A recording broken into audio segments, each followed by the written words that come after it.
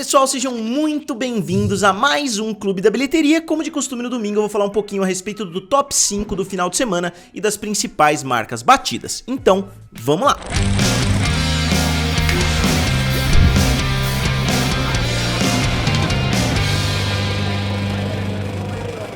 E pessoal, vocês sabem, né, que após o verão norte-americano, os cinemas têm uma queda natural, né, porque os grandes blockbusters sempre focaram, né, principalmente desde o lançamento do Tubarão, né, que os grandes blockbusters saem nessa época do verão. Alguns grandes blockbusters saem em dezembro, outros saem no início do ano, mas o grosso mesmo dos lançamentos saem justamente no verão. Então a gente tá vendo vários filmes que não teriam potencial, né, pra ficar na primeira posição, atingindo a primeira posição, como a gente viu nos últimos finais de semana. Nessa semana não é tão diferente assim. A gente vê o filme Sorria na primeira posição, com uma abertura de 22 milhões de dólares. Então foi uma abertura satisfatória, né, pro filme, mas o filme da Paramount tem um orçamento relativamente alto, né, porque o filme custou 17 milhões de dólares. Não é alto se você está acostumado a me ouvir falar a respeito dos grandes blockbusters de 100 milhões, 150, 200 milhões de dólares, só que muitos filmes, por exemplo, da A24, muitos filmes da Blumhouse, né, filmes de terror em geral, têm um custo geralmente um pouco menor,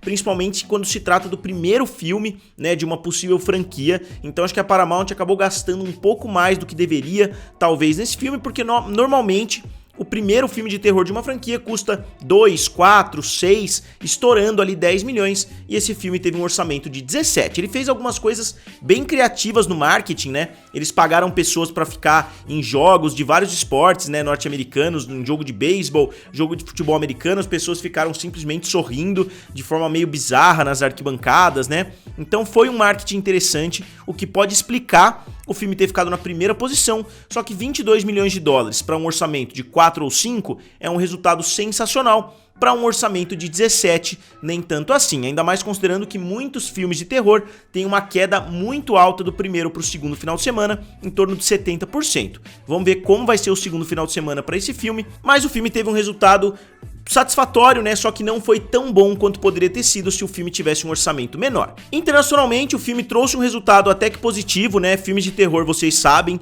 pelo menos quem assiste aqui o canal sabe que normalmente os filmes fazem mais dinheiro nos Estados Unidos do que ao redor do mundo todo. Isso se mantém nesse filme, só que eu acho que o filme conseguiu trazer um pouco mais de dinheiro do que o normal, né? O filme fez 14,5 milhões de dólares fora dos Estados Unidos para um total de 36,5 milhões de dólares. Então o filme custou 17, já fez 36 no seu primeiro final de semana, é um resultado legal, mas alguns filmes de terror que a gente vê por aí, se o filme tivesse um orçamento de 4, 5 milhões, ele teria feito 7 vezes o seu orçamento e já estaria imprimindo dinheiro a partir de agora. E na segunda posição, com uma queda bastante acentuada de 62%, ficou o filme Não Se Preocupe Querida, da Warner, né? O filme fez mais 7,3 milhões de dólares. Como eu falei no final de semana passado, muito do marketing desse filme acabou sendo viral, né, por causa das tretas ali nos bastidores entre o Harry Styles, possivelmente, né, a Olivia Wilde, né, praticamente todo o elenco teve algum tipo de treta ali de um com o outro, né, então o filme acabou sendo alavancado na primeira semana.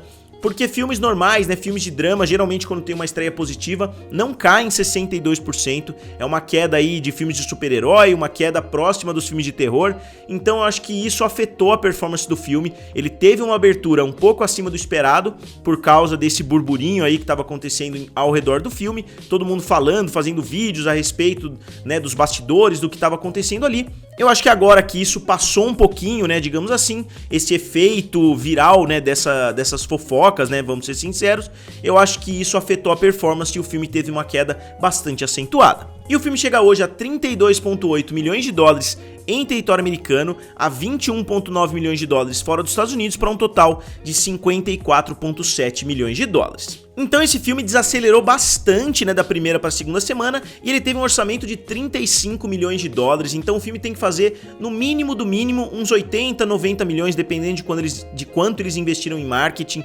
porque como eu falo bastante aqui no canal, o dinheiro que você paga para entrar no cinema não vai direto para Warner, por exemplo. Nos Estados Unidos, por exemplo, exemplo, é quase que meio a meio, metade vai para rede de cinema, metade vai para o estúdio, então você tem que pegar o que o filme fez e dividir por 2, então esse filme teria feito praticamente 26 milhões com um orçamento de 36, só que mundialmente esse percentual é até menor para os estúdios, normalmente é 60-40 ou até 70-30 dependendo do território, né? Em território chinês, por exemplo, eu não estou dizendo que esse filme, né, teve performance na China, mas em território chinês esse corte é ainda menor para o estúdio. E na terceira posição, com mais uma queda pequena, ficou o filme A Mulher Rei, com uma queda de somente 36,4%. Foi mais uma queda bastante positiva, o filme fez mais 7 milhões de dólares. Só que a queda conta uma história muito diferente da realidade, porque Mulher Rei teve um orçamento bem alto, né, um orçamento de 50 milhões de dólares,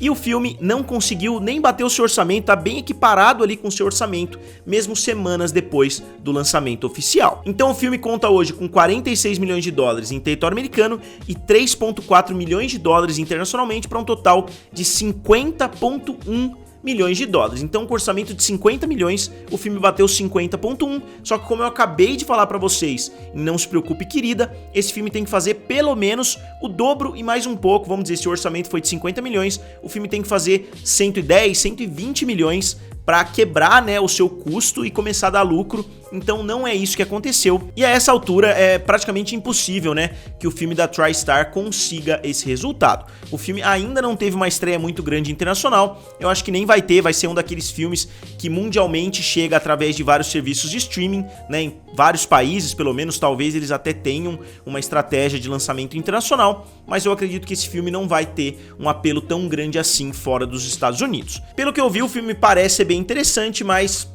eu não acho que o filme vai conseguir ir de 50 milhões para 120, 130 milhões a essa altura. E na quarta posição, com 4,8 milhões de dólares, praticamente empatado com o quinto colocado, ficou o filme Bros, ou Mais Que Amigos, que é um filme da Universal.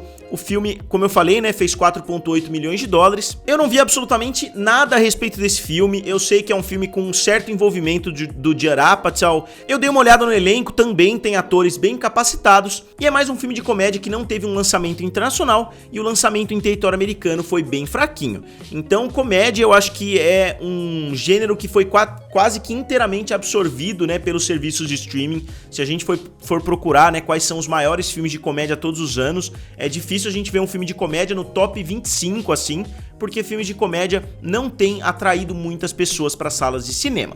Né, se vocês quiserem, eu até tento fazer um vídeo aqui falando a respeito dos maiores sucessos, né, nessa última década, porque realmente são bem poucos. A maioria dos filmes hoje pertencem a grandes franquias, né, franquias de comédia dificilmente têm pernas longas, né, a gente vê Por Se Beber Não Case, teve 3 filmes e muitas pessoas já acharam um exagero, porque o segundo é igualzinho o primeiro e o terceiro não é tão engraçado quanto o primeiro, né? Então, se a gente for pensar, filmes como Velozes e Furiosos já estão no 10º filme, a franquia da Marvel aí já tá em quase 30 filmes. Então, se a gente for pensar nesse sentido, é muito difícil a gente ver uma franquia de comédia durar bastante tempo. Entrando numa fria, né, acho que teve 3 filmes também, é muito difícil a gente ver uma franquia de longa duração. E para fechar na quinta posição ficou o filme Avatar, né, que agora teve o seu relançamento em 2022, o relançamento do relançamento do relançamento, virou quase que praxe aí para Avatar ficar relançando o filme. E agora em dezembro a gente vai ver Avatar 2, então eles relançaram o primeiro filme. O filme tá tendo um resultado satisfatório, né, ao redor do mundo todo, fez cerca de 50 milhões de dólares, e em território americano o filme fez mais 4,7 milhões, 4,696, né, para ser 100% ali, mas o filme conseguiu ter uma queda pequena, né, de 55% para um filme que muitas pessoas já assistiram. Eu imaginei que o filme fosse ficar somente por um final de semana na sala de cinema, o filme tá ficando mais semanas ainda, e detalhe, o filme conseguiu ter a segunda melhor média por sala dentro do top 5, atrás somente do primeiro colocado. O filme ficou com mais de 2.000, né, de média por cinema, enquanto os outros ficaram tudo na faixa de 1 e 2. E o Top Gun Maverick agora tá quase saindo do top 10, mas o filme continua tendo quedas pequenas, né, o filme teve uma queda de 23% e trouxe mais 1,2 milhão de dólares e o filme continua na sua jornada de sucesso, como eu vou falar agora no top 5 dos Estados Unidos de 2022 e internacional. Mas o filme continua sua jornada de sucesso, né, como vocês vão ver no top 5 mundial e americano. Então no top 5 norte-americano, o primeiro colocado obviamente é Top Gun Maverick com 713 milhões, depois Doutor Estranho com 411 milhões, Jurassic World Domínio com 376, o Batman com 369 e Minions 2 com 366. E mundialmente, mais um membro do Clube do Bilhão acabou de chegar, né, carimbou seu passaporte ali para entrar dentro do Clube do Bilhão. É o filme Jurassic World Domínio, que está na segunda posição, obviamente atrás de Top Gun Maverick com 1,4 bilhão, aí Jurassic World com 1 bilhão redondo, Doutor Estranho 2 com 952 milhões, Minions 2 com 923 milhões e o Batman com 767 milhões. Então é legal, eu ia falar um pouquinho a respeito do Jurassic World aqui no final do vídeo, só que eu quero fazer uma análise um pouquinho mais aprofundada a respeito dessa turma do bilhão, porque eu fiz antes da pandemia, bem antes da pandemia na verdade, e agora a gente tem algumas novas inclusões, né? Não só a gente tem o filme do Homem-Aranha, o Top Gun, agora Jurassic World, então eu quero dar uma analisada um pouquinho mais a fundo na quantidade de filmes, nas principais franquias e assim por diante. Então no decorrer dessa próxima semana eu vou fazer um vídeo nesse sentido. Então eu gostaria de saber de vocês, né, o que vocês acharam desses resultados, né, o que vocês acham do ano de 2022 até o momento, e tem algum filme que vocês acham que tem potencial para bater o Top Gun Maverick? Seja o Pantera Negra 2, o Avatar 2 e etc. Digam aqui nos comentários, curtam o vídeo e se inscrevam no canal. Valeu e nos vemos em breve.